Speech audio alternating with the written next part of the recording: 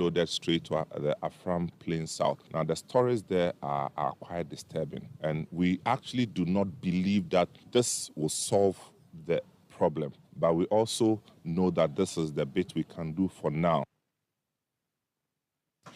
Stay tuned as we bring you details of all that and more on the Citi Prime News, which is live across the country on a number of affiliate stations. In the Western region, we're on Adrimpa 100.7 FM in Takwa, Sky Power 93.5 FM in Takoradi, and Beach 105.5 FM also in Takoradi.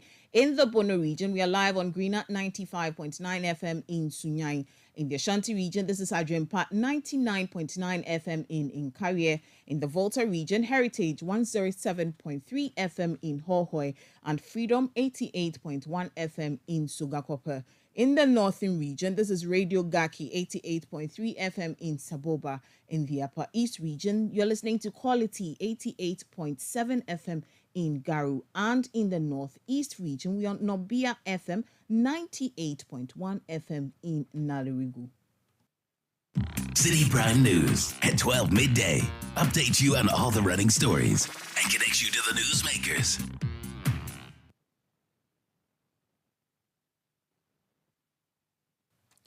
You're welcome back. Now, the leadership of the National Democratic Congress has congratulated Ghanaian farmers and fishermen on the occasion of the celebration of this year's Farmers' Day. The NDC indicates that the country owes a great deal of gratitude to gallant farmers and fishermen who continue to give of their best to feed and sustain the nation, despite the numerous challenges they are faced with. Here are excerpts of the statement read by Citi News' Charles Owuzukumi.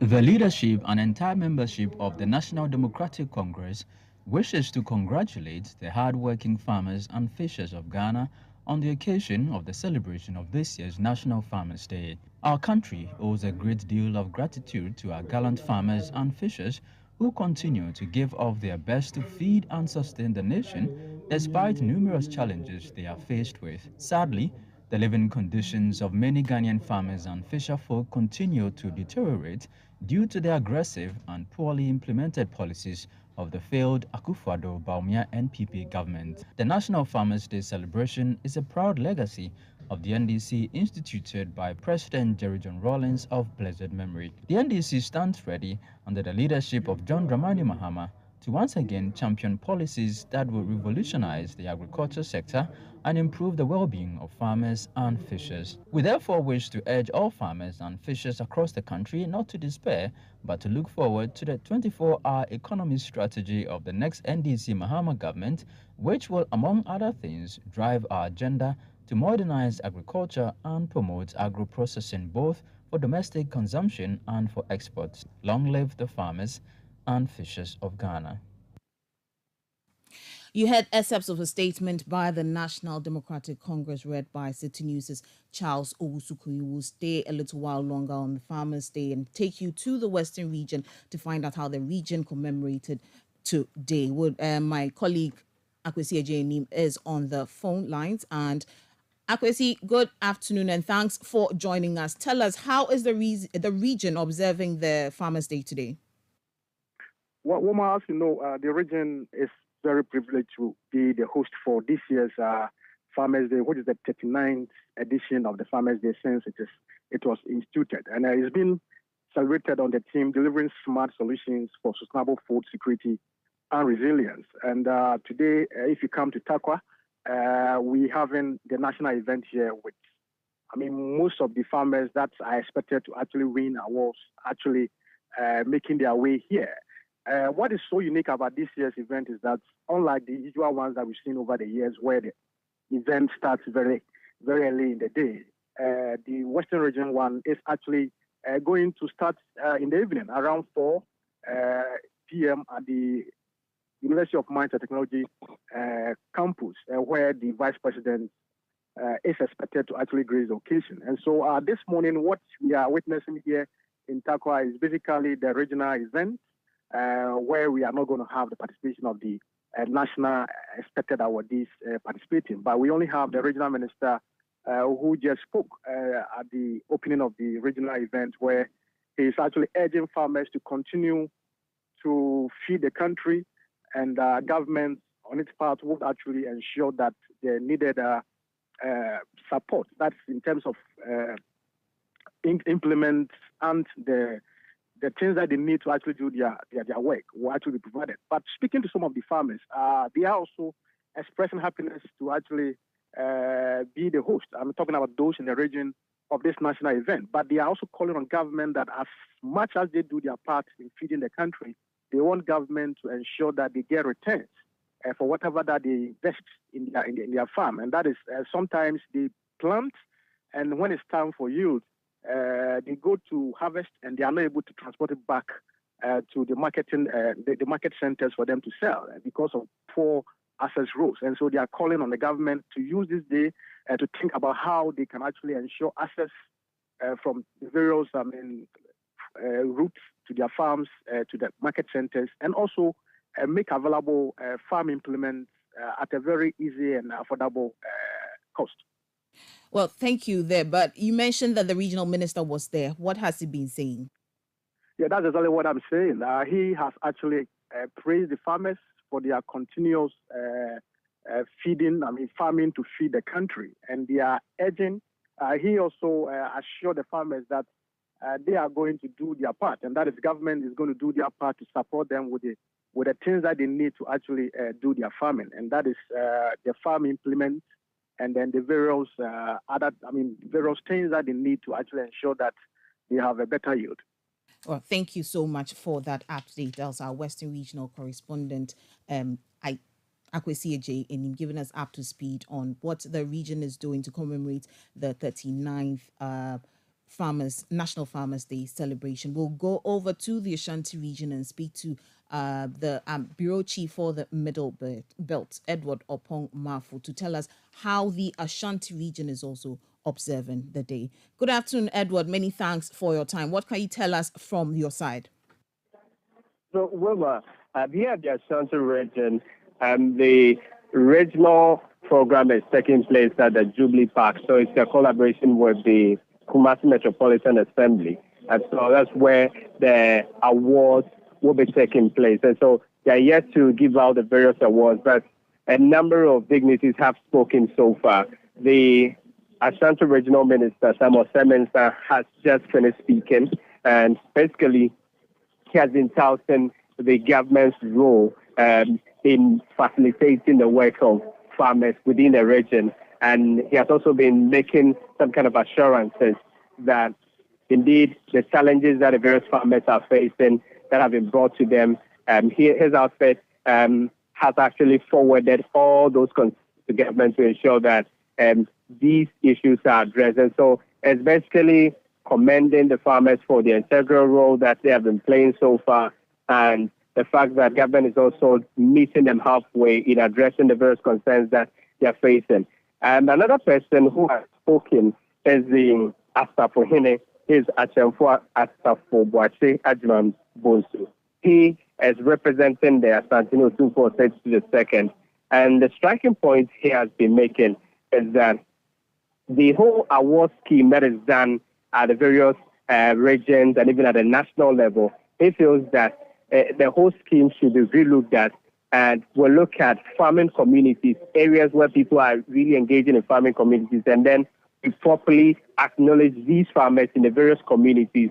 And then after acknowledging them, if there are people who are outstanding, those people should be recognized and be given some kind of awards.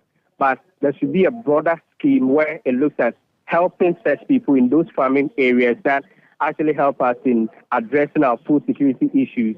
And then we'll look at how to address their concerns so that they will be able to even improve on what they are doing. So he is citing that if there's access to roads and the poor road networks in these areas, if those things have to be done, then authorities should look at them that, these areas, there's a farming community. And so we should look at addressing the primary thing that is really affecting them, because they finish their farm produce, everything, they're unable to send them to the commercial centers, and these ones go back. So that should be the critical focus of government. That's what he is advocating for. He's even saying that that's beyond helping them in things that will help them directly in their farming operations.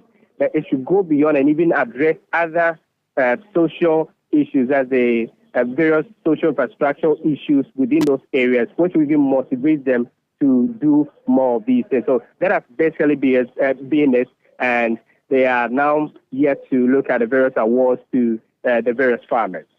Right. We spoke with the Western Regional Correspondent, Akwesi Eje Enim, and he was saying that the farmers were asking government to fix the deplorable road so they could, traverse their goods or their produce from the farm to the markets. What have farmers in the Ashanti region also been saying?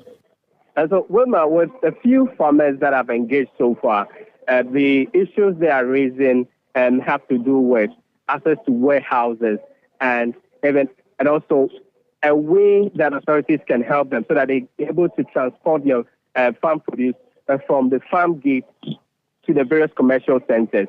They're saying that the fact that they are at times unable to transport your goods from the farm gates to the various commercial centers makes it very difficult. And at times when their goods are going back, those coming in to buy from them determine the price, which really affects them. So if there's a way, some kind of warehousing system where they're able to send these things there, and they will determine the price. And maybe that way, the woman I spoke to was even highlighting the fact that they are at times just after going through the difficulty of working, getting everything, they don't get much from what they're able to produce. But there are other people who facilitate their movement. Those who come in to buy from them are the ones making money, and they feel that there should be some kind of a system that would safeguard the interest of the farmer. There's those who are actually on the field. Well, thank you so much for that update. That was our Bureau Chief for the Middle Belt, Edward Opong Marfo, who's bringing us up to speed on the celebrations of the farmers that's ongoing in the Ashanti region. Now we'll wrap up here in Accra and speak with my colleague Daniel Sakite, who's joined us over the phone lines. Sakite, thanks for your time this afternoon. We know the regional minister has spoken. What exactly has he been saying? Right, so this year's Greater Accra Regional edition of the Farmers Day has been happening at the Bombaulishi Presby School Park, and the Greater Accra Regional Minister was the keynote speaker, and he has been speaking about the excessive usage of fertilizer and also the fact that some of the farmers have been, using fertilizer to expedite the growth of their plants and also some of the animals. So he has been cautioning against that. He has also been raising concerns about adulteration of palm oil, and so he has been urging all and sundry to desist from such acts. He has also been speaking on the theme, which is delivering smart solutions for sustainable food security and resilience. We know one key issue that has dominated today's gathering has been climate change issues, and he has been highlighting the importance of utilizing technology to address some of these concerns that come with climate change issues. Well, thank you so much for that update. That was my colleague Daniel Sakite here in the Greater Accra region. Charles will bring you some other stories. Well, Wilma, let's stay with agriculture. The minority in Parliament has criticized the government over what it describes as the failure of its planting for food and jobs policy to tackle high food inflation and unemployment. The caucus bemoans that despite the billions of Ghana cedis invested in the intervention, the country was ranked 5th on the list of top 10 countries in the world with the highest food inflation, according to a World Bank report on food security. The minority leader, Dr. Casey Latuforson, says the situation has increased the cost of living. Unfortunately, Ghana is retrogressing. Ghana is retrogressing. Right, Honorable Speaker. The cost of living has also deteriorated significantly due to the depreciation of the value of the cedi and the high level of inflation that we have seen in recent years. Mr. Speaker, according to the recent World Bank report on food security that was updated and released on the 13th of November 2023, Ghana is 5th on the list of top 10 countries in the world with the highest food inflation. Mr. Speaker, that is the reality. If you are to compare the World Bank report that was released on the 13th of November 2023, Ghana is among the first 10 top countries with the highest food inflation in the world. Mr. Speaker, Ghanaians are suffering. Ghanaians are suffering because of mismanagement. Yet this government claimed to have invested billions of Ghana cedis on its so-called flagship programs, planting for food and job. Alas, they were planting for inflation and unemployment. Mr. Speaker, Ghana's debt has become highly unsustainable, and investors, including pensioners, were left with no option other than to suffer a haircut. In fact, a crude haircut. You heard the Minority Leader, Dr. Kesel Ataforsin. In response, Majority Leader Osei Chairman-Sabonsu says the agricultural sector grew from 4.3% in the first half of 2022 to 6.3% over the same period in 2023. Honorable members who have contributed earlier have dwelt on the quality improvement in agriculture, in education, in health, indeed in all the subsectors, and for that reason I do not intend to restate the issues. The Speaker, with respect to the sectors of the economy, growth in agriculture sector increased from 4.3% recorded in the first half of 2022 to 6.3% over the same period in 2023. The significant growth was driven by crops and livestock subsectors, which recorded growth rates of 6.8% and 6.7%, compared with 3.7% and 5% respectively recorded in the first half of 2022. Fisheries sector bounced back to fund from a contraction of 3.3% in the first quarter of 2023 to 12.2% in the second quarter. The Speaker, cocoa production needs to be stimulated as the 0.4% growth in the first half of 2023 admittedly is worrisome. I trust, though, that given the integrity of the Honorable Brian Champong, the agric shall have greater fulfillment. That was the Majority Leader, Osei Chairman-Sabonsu, responding to concerns raised by the minority group on the state of agriculture on the floor of Parliament. Now, the Deputy Ranking Member on the Trade, Industry and Tourism Committee of Parliament, Yusuf Sulemana, says attempts by the Minister of Trade and Industry, Katie Hammond, to have the Economic and Organised Crime Office probe the operations of the Commander Sugar Factory under the NDC government is to divert attention from the government's inability to operationalize the factory. The Adansia Sokwa MP says Yoko must investigate what he describes as costs inflation by the NDC administration in the Commander Sugar Factory project. Reacting to this, the Bolibamboy MP said the NDC has nothing to hide. He's a Minister of Trade and Industry, and he has every right to cause any investigation if he thinks that something untoward took place. But the question is, why have they waited from 2017 up to date? Clearly, it's because they want an excuse to exonerate themselves from their inability to operationalize the factory. Especially so, we are asking him questions. That he's asking that we should restrict the importation of sugar into this country. What are his reasons, specifically for sugar? Is it the case that we have some sugar company in this country producing sugar and that he wants to restrict the importation of sugar? Clearly, these are legitimate questions that we're asking. And for him to be able to go around these questions, he's issuing these kind of threats. Yusuf Sulemana is the Deputy Ranking Member on the Trade, Industry and Tourism Committee of Parliament and MP for Bolibamboy. You're still listening to the Citi Prime News live from our studios at Adabraka in Accra. Still to come in the bulletin, Ghana Statistical Service reveals over 500,000 persons in the labour force are unemployed. We'll bring you reactions from labour analysts who indicates the numbers may be more. Do stay tuned. Citi Prime News at 12 midday. Updates you on all the running stories and connects you to the newsmakers. Are you ready to party?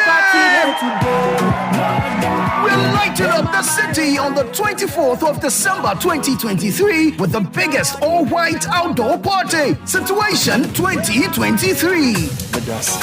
It's time to unwind as the year draws to a close with a mix of delicious cocktails, good food, and the best DJs to give you back-to-back hits to keep you on your feet amidst some incredible performances by the Chin Chin Band and not your regular DJ, DJ Mingo. The God MC manifests. The dynamic duo Keche, the crooner Akwabua, the rap doctor Ochiame Kwame, and the spirit-filled Perez Music. music. Get ready to let it all down and party your stresses away on Christmas Eve at the Situation All White Outdoor Party. Date 24th December 2023. Venue La Palm Royal Beach Hotel. Time 8 p.m. Dress code, it's an all white affair. Call 0205 973 973 or 0558 973 973 for your table bookings and seats. Make reservations now and come have an unrivaled experience with the most extraordinary party to end all parties this Christmas Eve. The Situation All White Outdoor Party 2023 is powered by Citi TV with support from Citi FM.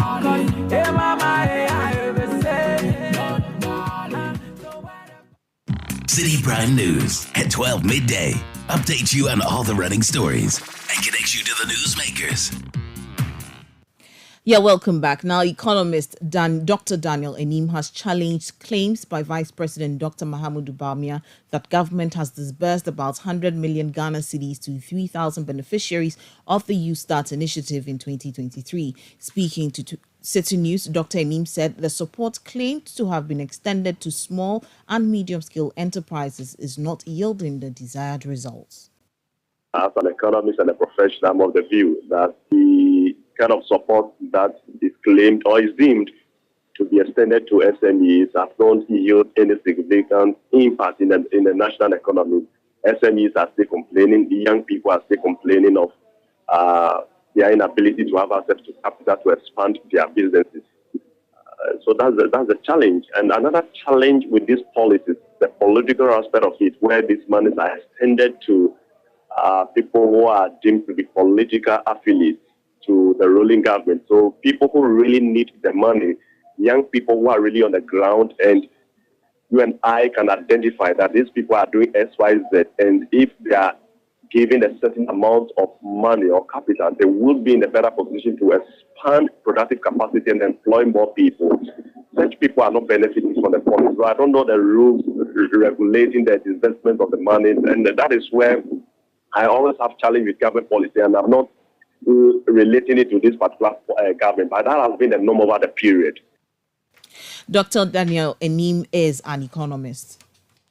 Now, Labour analyst Austin Game has challenged data released by the Ghana Statistical Service on the unemployment situation in the country. The data from the Ghana Statistical Service suggests that about 500,000 Ghanaians in the labour force are unemployed. Here is the Labour analyst Austin Game reacting to the information. Let's be very clear.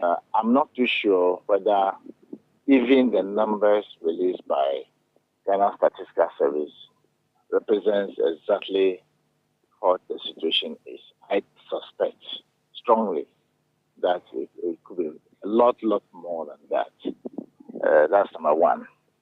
Two, the ILO, International Labour Organization, defines work or employment, for that matter, as anybody who works for about 1 hour and has been paid for it.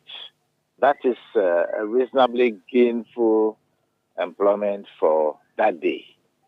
If government says, among other things, that they have created about 1.2 million jobs, as said by the Vice President, now the First Bearer, yesterday or so, clearly is not representing the true picture because he didn't paint it fully well. If farmers are working, they are really engaged working, but we all know the character and nature of the farm work that is undertaken in Ghana here.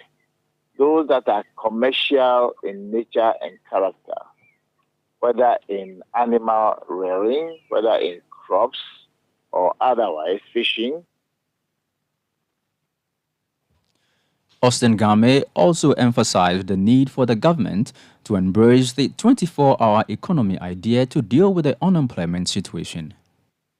I am a teacher and a believer of a 24-hour planned economy that will not only generate employment, but turn around Ghana as a nation. And I think that so far, from the snipers I've read, from the releases he has made through his communicators, clearly is on the right path.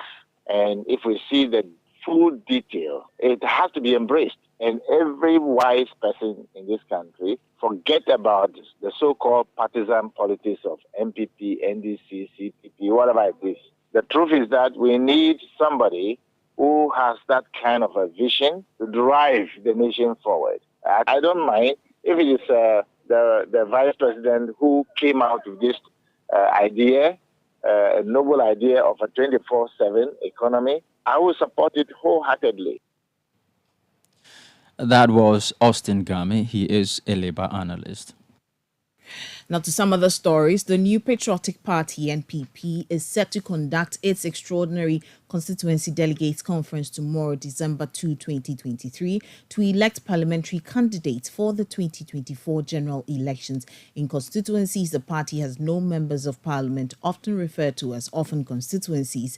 The party says the elections in Ketu North and Akachi North in the Volta region, Yilokobo in the eastern region, Jomoro in the western region, Fomena in the Ashanti region, and Boko Central in the Upper East region have been put on hold. The NPP says protocols have been formulated to ensure the integrity and fairness of the electoral process. Let's go over the phone lines and speak to the Director of Elections for the NPP, Evans Nimako. Good afternoon, Mr. Nimako. Thanks for your time this afternoon.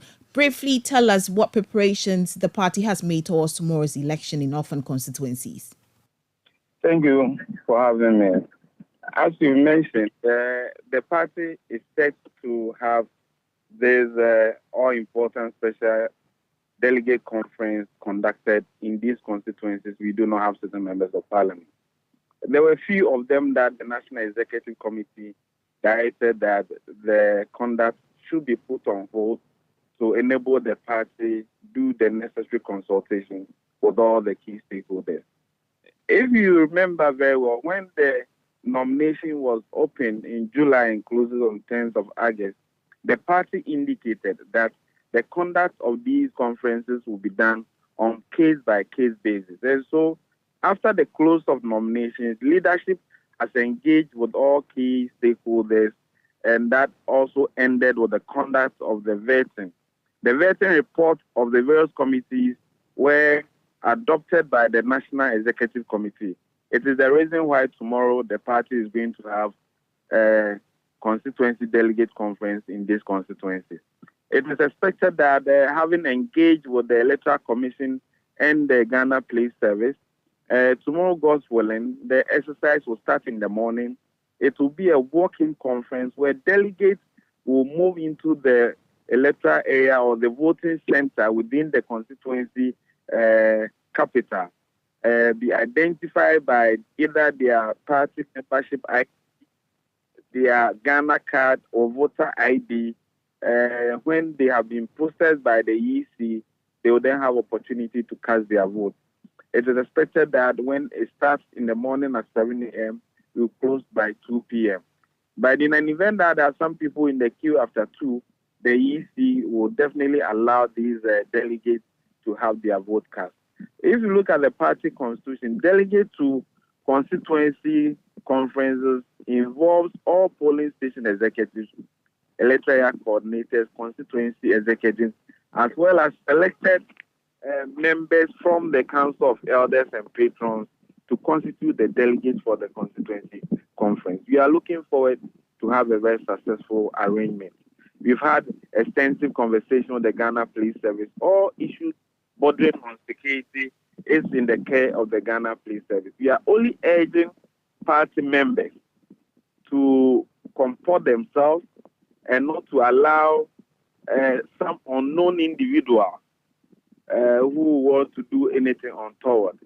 We are under the care and authority of the law, and we will not do anything untoward. We therefore urge all our prospective parliamentary candidates to take care of their support base to ensure that the rules as put together by the party in the guidelines, the additional protocols that were issued by the General Secretary, and all other rules will be complied with accordingly so we can have a very successful exercise.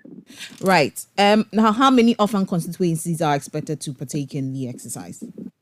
We are hoping to have 113 constituencies to go through tomorrow's exercise.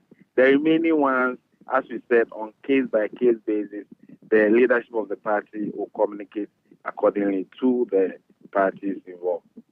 Well, thank you so much for those details. You heard the Director of Elections for the NPP, Evans Nimakon, giving us details as to what is going to happen tomorrow during the Extraordinary Constituency Delegates Conference tomorrow to elect parliamentary candidates for the 2024 general elections in their orphan constituencies. Charles will bring us some other stories. Still with the NPP's elections tomorrow, the Nzema East Municipal Security Council has proposed the Nkrofo Agricultural Senior High School in the Elembele constituency as the venue for the election of a parliamentary candidate on the ticket of the party for the Ivalue Ajomoro Gra constituency. The Nzema East Municipal Security Council says information gathered suggests a ploy by some aggrieved youth to disrupt the elections and attack some government personalities who may show up at the Bamyanko voting center. Here are excerpts of a statement issued by the Nzema East Security Council on security measures outlined for the NPP orphan constituency election in the area, read by Citi News' Ni Ayikwe Okain. The council informed the election committee on the pending unresolved security threats at the said voting center, Bamyanko. The youth groups at the community demonstrated against the president for not honoring his promise that he would fix the bad road network on Thursday, 23rd November 2023. The intended venue chosen for voting has only one entry point. The Bamyanko town itself also has only one entry point to the community, which would, in the event of any demonstration or riot by the youth, pose a significant security threat to the people. It has also been gathered that some party activists intend to bring abolos to the voting center to distract and disrupt the elections. The youth groups have declared Operation Ground with the intent to attack some government personalities that may show up for the elections as a means to push their agenda and show the government how displeased they are. The youth groups have also made their intentions clear that they would damage and destroy the Honorable Municipal Chief Executive's official vehicle upon arrival. After critical analysis and consultations, the Municipal Security Council resolved that the neutral grounds should be chosen as the venue for the elections. The council proposed Nkrofo Agricultural Senior High School in Elembele constituency as the venue for the elections. Those were excerpts of a statement issued by the Nzema East Municipal Security Council on measures outlined for the NPP orphan constituency elections in the area, read by Citi News' Ni Ayikwe Okai. Now, we'll still stay with the New Patriotic Party because the party, having secured the seat in 2012, faces challenges in reclaiming the Ijura-Sechidumase parliamentary seat lost to the National Democratic Congress in 2016. Traditionally held by the NDC since 1992, the constituency, primarily agrarian and populated by Northerners, proves advantageous for the NDC in elections. As the NPP prepares for the 2024 elections, Citi News' Ashanti regional correspondent Hafiz Tijani delves into the political landscape of the Ijura-Sechidumase constituency. The National Democratic Congress maintains a strong hold in the Ijura-Sechidumase constituency, securing votes in both presidential and parliamentary elections. The constituency's predominantly farming community, with settlers from the north, contributes to the NDC's electoral success. In 2012, the NPP clinched the Ejura parliamentary seat when Mohamed Salisu Bamba defeated the incumbent Mohamed Isifu Pangabu by approximately 400 votes. With the upcoming parliamentary elections in orphan constituencies, the political tension intensifies. 3 contenders, Gifty Ndoma, Kingsley Nana Owusu, and Mohammed Amin Yakubu vie to represent the MPP in the Edra constituency in 2024. Gifty Ndoma, the sole female contestant, is an entrepreneur and the constituency secretary. Confident in her political credentials, she believes she is the best fit to wrest the seat from the NDC. And I think that amongst all the 2 other aspirants that are competing with me, I stand tall amongst all of them. And so delegates should look out for the good services that I have rendered for them over the years and reward me so that we can win the seat for a great party. We are not just looking for a candidate. We are looking for someone who can retire our MP, who is in the person of Alhaji Bawa Abraham, because he's tired. He's done his part. I think this is the time that we have to retire him for another person to take up the mantle, to work so hard for a great part. I have done a lot of community engagement. People have sold myself or marketed myself to the good people of Edrasa. And I think that I stand tall, and I am the only person who can break through the political device. I am the only person who can go into the bank of NDC in the constituency here to fetch their votes, come to add it up to the original votes that we have in the constituency to win for our great party. Mohammed Amin, a statistician and a polling station officer, assessed that winning the Edra parliamentary seat for the MPP is easily achievable among the 3 contenders. Well, for this election, it's just an opportunity for MPP. It's an opportunity for delegates, and it's an opportunity for everyone in the Edra constituency to have a very fine conviction that if really we want the development of Edra, we need to tilt the scale in favor of Mohammed Amin instead of this our current MP. Looking at the developmental project that have been left down or that are not going on due to the incompetency of this current MP for 8 good years, or let me say 7 to 8 years. We are not seeing anything. Edra people are not seeing anything. And this for you electing me as a parliamentary candidate, going ahead to be the member of parliament for Edra. I'm very much sure that we breaking the 8 with Mohammed Amin. Mohammed Amin will take you to the promised land. Kingsley Nana Owusu, a businessman, eschews confidence in securing victory for the MPP. I'm expecting win and nothing else. And I know by the grace of Almighty God, I'm going to win. And so far, so good with the work that I have done so far, by the grace of God. They all have witnessed what I'm doing at Edra. And I know that by that the good work that I'm doing, the good people of Edra, they are going to vote for me.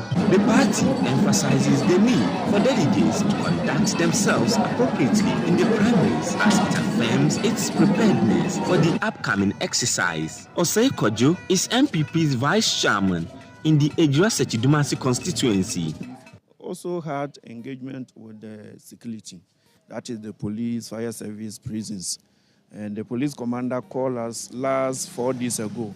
He called the constituency executive together with the 3 aspirants. We went there and sat there. They gave us advice we need to get, and they gave us the guidelines.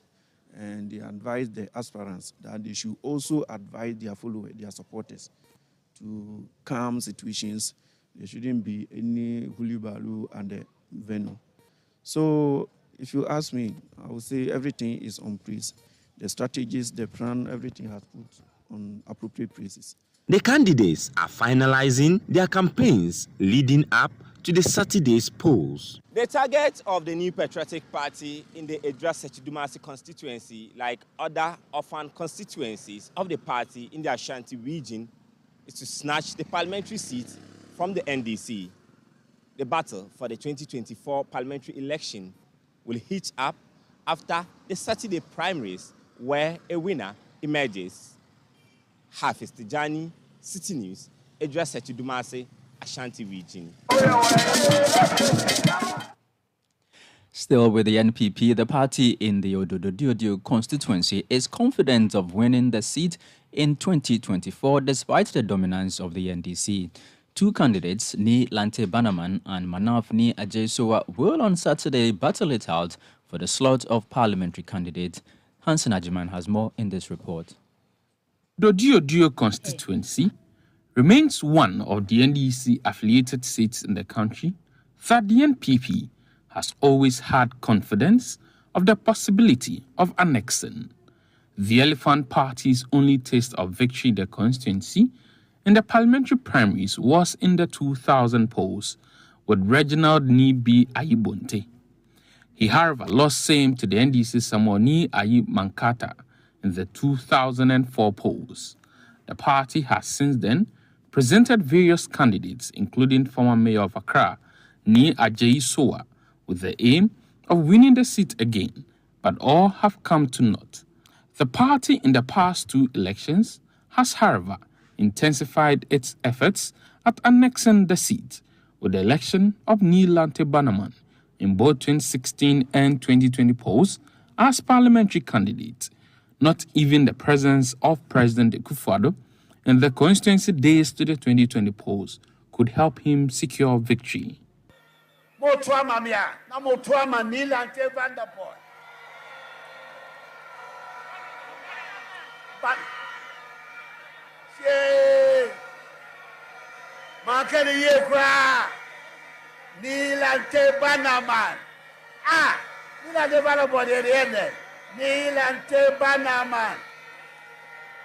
But 3 years after the 2020 polls, Ni Lante Banaman is back to delegates in Ododo-Diodio, seeking their mandate for the third time. The people themselves know who I am. They've seen what I'm capable of doing. There is a lot of work to be done in Ododo-Diodio, which has been left undone over the years. And Ni Lante Banaman is capable of doing it. This is my third time. They should give me the chance, and I'll be able to perform and deliver for them. He's facing fierce opposition from a youth activist, Manaf Ni Ajayi Sowa. Our predecessors, they find this window opportunity of uniting the party. And anytime we go into an election, because of unity, we lose the election. But with Manaf Sowa, unity is now in the party. The campaign of Manaf Ni Ajayi Sowa has been emboldened, but what he says is the abandonment of the party by the former parliamentary candidate. After 2020 election, was nowhere to be found in the constituency. It doesn't pick us, like, he just left the constituency ajar. Yes. Are you friends with him? Yeah, he's a good friend of mine. Within that period, did you ever reach out to him? No. Sometimes when you call him, he doesn't pick. He said he's schooling. So when did he come back? Well, just recently, this 2023, yes. He just came back, he wants to contest. But Ni Lante Banaman has debunked these claims, stating that he was only missing at community events where he was blindsided by the new executives. I never abandoned the constituency. I think that we need to look at it very well and put it in real perspective. I have nurtured this constituency from 2013, and I've never left the constituency. When people bring invitations to the office of the constituency, wedding invitations, funeral invitations, sometimes I'm left in the dark. I don't know about it. So, Ododo-Diodio constituency has 7 electoral areas and is divided into commercial and residential zones. The NPP believes it has hold of the commercial areas, and their poor showing in the residential areas is to attribute for the constant defeat in the elections. Ni Lante Banaman, for instance, says the 2020 defeat was mainly because the day of the polls was declared as holiday, which affected his votes. The deficit then was 21,000 in 2012 before I came in, and with the help of my constituents, with the help of the NPP people in Ododo-Diodio, we were able to reduce the deficit from 21,000 in 2012 to 9,000. And in 2020, it reduced further to 6,000. And I'm telling you that in 2020, barring the holiday, we could have won that election. But Manaf Ni Ajayi Sowa says he's the solution to this conundrum, as he has massive support in the NDC-dominated areas as well as the commercial areas. If it turns out to be that your stronghold, you increase the vote, and where you have lapses, your opponent also increase the vote, there's no way you can win the elections. I'm coming from the stronghold of the NDC, and I'm coming to decrease their votes. Now, as you are speaking now, we all know Cowling to be the stronghold of the NDC. But currently, this Cowling now is a swing. It doesn't belong to the NDC anymore. Neil Antebanaman, however, says it only depicts that his contender has no understanding of the electoral dynamics of the constituency. That should tell you that he doesn't even know the dynamics of the constituency. It's a clear case of him not knowing the dynamics of the constituency. I come from the English electoral area in the constituency. In 2012, MPP lost English by 3,000 and something votes. In 2012. 4 years down the line, 2016, when I led the party, we were able to reduce the margin to about 800 and the deficit between the NDC and the MPP to about 804 votes or 840 votes. In 2020, it reduced further to 700. Are you telling me that because I come from English, I could sweep everything? It's not possible. And the fact is that it's not even known in those places that he's talking about. You can go to Cowling. That's where he comes from. Yeah, the people here don't know him. And I can speak on authority that Cowling now is more like a commercial area. The residents there have moved out.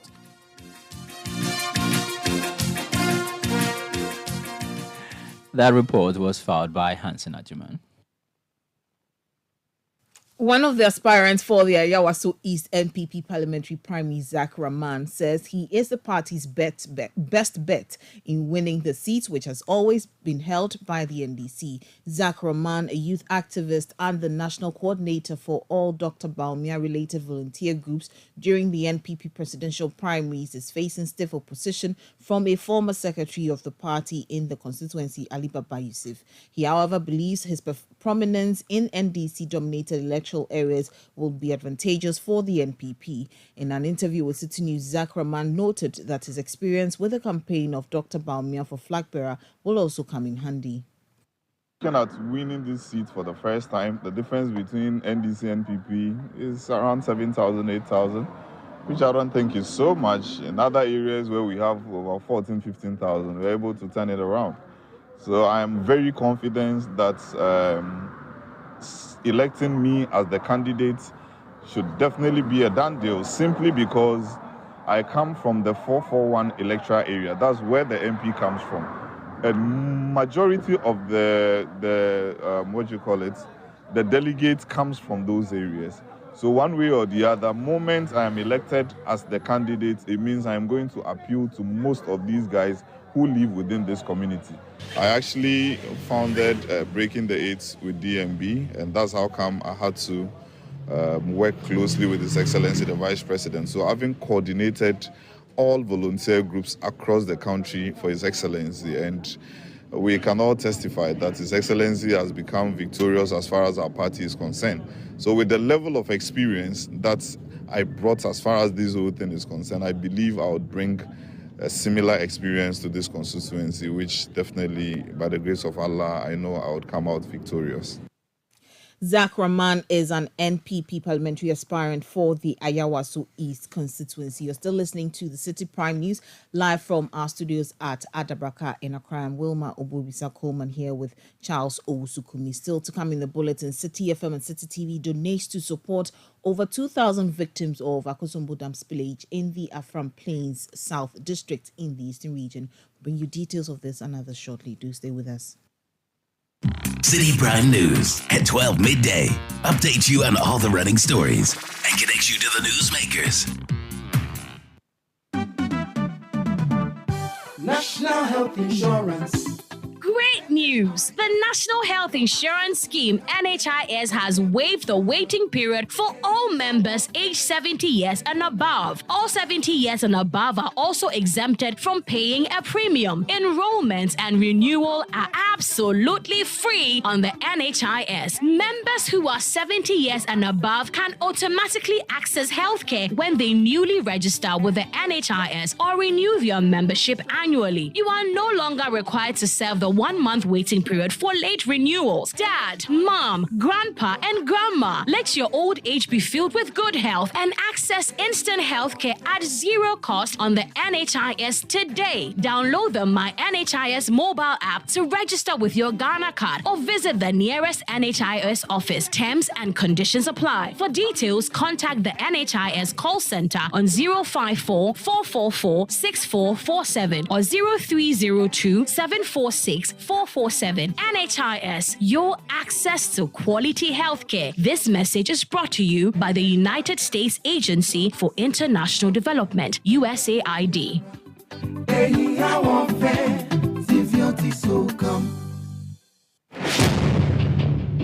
The average human body mass should have at least 60% water for optimal performance in any physical or mental exercise. We can help you maintain it naturally. Hi, my name is Stephen Appiah, the team coordinator of the Black Stars. I always like to keep hydrated naturally, every day, any day. S Natural Mineral Water does the trick. Manufactured through a double purification process to produce pure, natural drinking water. X Natural Mineral Water. Simply natural. For bulk purchase, call 0596 273 546 or 0596 273 547. This advert is FDA approved. Citi Prime News at 12 midday. Update you on all the running stories and connect you to the newsmakers. Yeah, welcome back. Many thanks for staying with us. And to some other stories, the Board of Directors of the National Theatre of Ghana has dismissed claims of mismanagement leveled against its Executive Director, Amy Frimpong, by staff of the institution. Some staff of the National Theatre last month protested in demand for the removal of the Executive Director over claims of misappropriating funds, failing to maintain the facility, and the lack of worker promotions for the past 12 years. But in a statement cited by Citi News and signed by the board chairman, Nana Fridua Ajimanufuriata, the board says these claims are untrue, as none of the annual audit reports have raised issues of misappropriation or mismanagement. Citi FM and Citi TV's management has extended support to over 2,000 victims affected by the Akosombo Dam spillage in the Afram Plain South districts in the eastern region.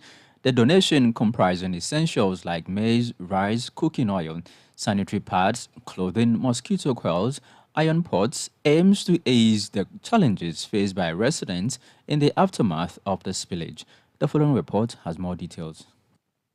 The aftermath of the Akosombo Dam spillage and the overflow of the Volta River has left over 2,000 victims from communities like Kudome and Abutre homeless, as homes and properties in these areas are submerged. The situation is very bad in Afram Plains because of the Akosombo Dam spillage. We have some community that has been wiped out completely. That's Kudome community. Now you can't even find a second building there.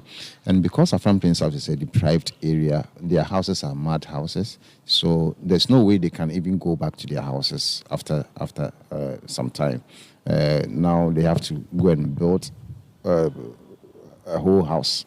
And it's not easy to get money to build a house in Afram Plains South. A glimmer of hope emerges as Citi FM and Citi TV's management, with the audience's backing, extends a helping hand to those affected. The donated supplies, including maize, rice, oil, sanitary pads, clothing, mosquito coils, slides, iron pots, among others, aim to provide essential relief.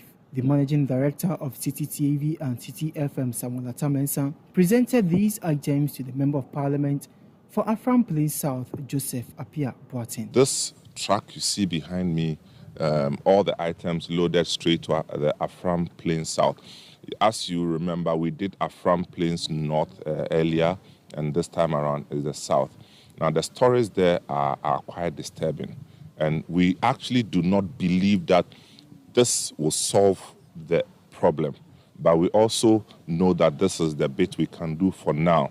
And we urge all, especially indigents of the place, to show more interest in the development of the Afram Plains. So, Papa, we are here to donate this one to you for the people.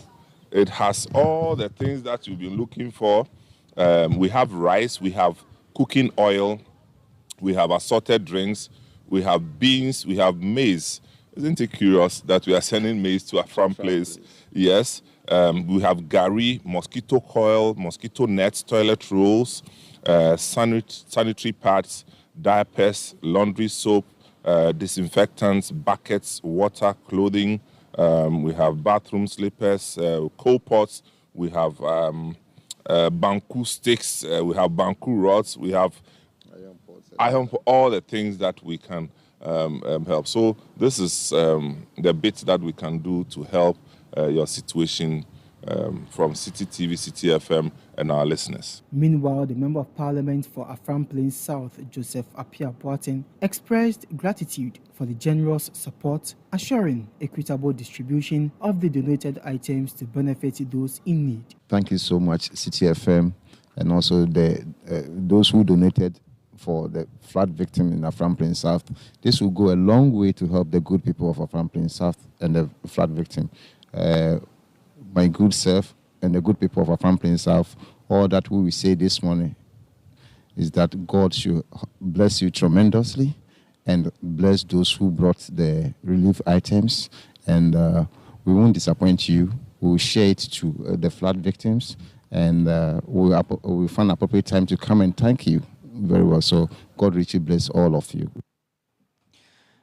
Kennedy Chumesi filed that report as management of Citi FM and Citi TV extend support to over 2,000 victims of the affected by the Akosombo Dam spillage.